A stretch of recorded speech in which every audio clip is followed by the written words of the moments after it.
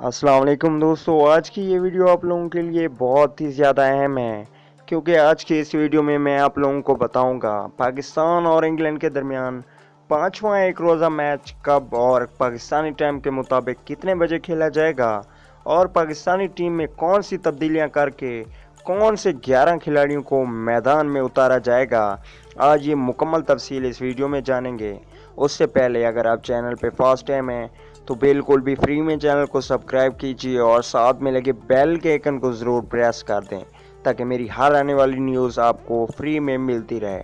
बिल्कुल फ्री है, चैनल को सब्सक्राइब कर लीजिए। चलिए दोस्तों, देख लेते हैं डेट और टाइम।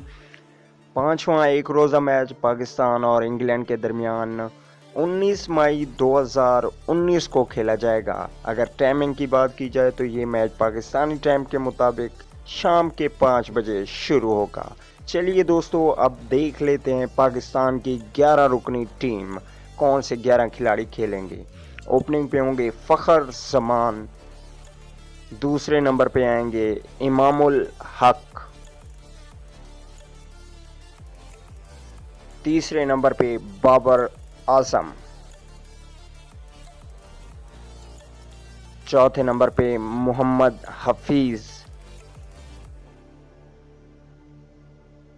पांचवें नंबर पे होंगे शुएब मलिक, सीनियर बैट्समैन और बॉलिंग भी बहुत अच्छी करते हैं। छठे नंबर पे पाकिस्तान टीम के कप्तान सरफराज अहमद, सातवें नंबर पे होंगे बैक हिटर आसिफ अली, आठवें नंबर पे होंगे ऑलराउंडर इमाद वसीम, नौवें नंबर पे पाकिस्तान टीम की फास्ट बॉलिंग शुरू हो जाएगी, हसन अली खेलेंगे और 10वें नंबर पे होंगे जुनैद खान।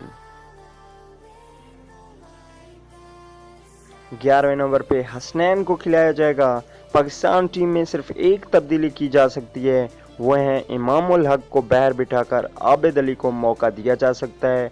इसके अलावा बाकी टीम चौथे ओडीआई मैच वाली ही खेलेगी। कमेंट करके ज़रूर बताइएगा कि इसमें कौन सी तब्दीली होनी ज़रूरी है जो पाकिस्तान टीम के लिए फ़ायदेमंद हो।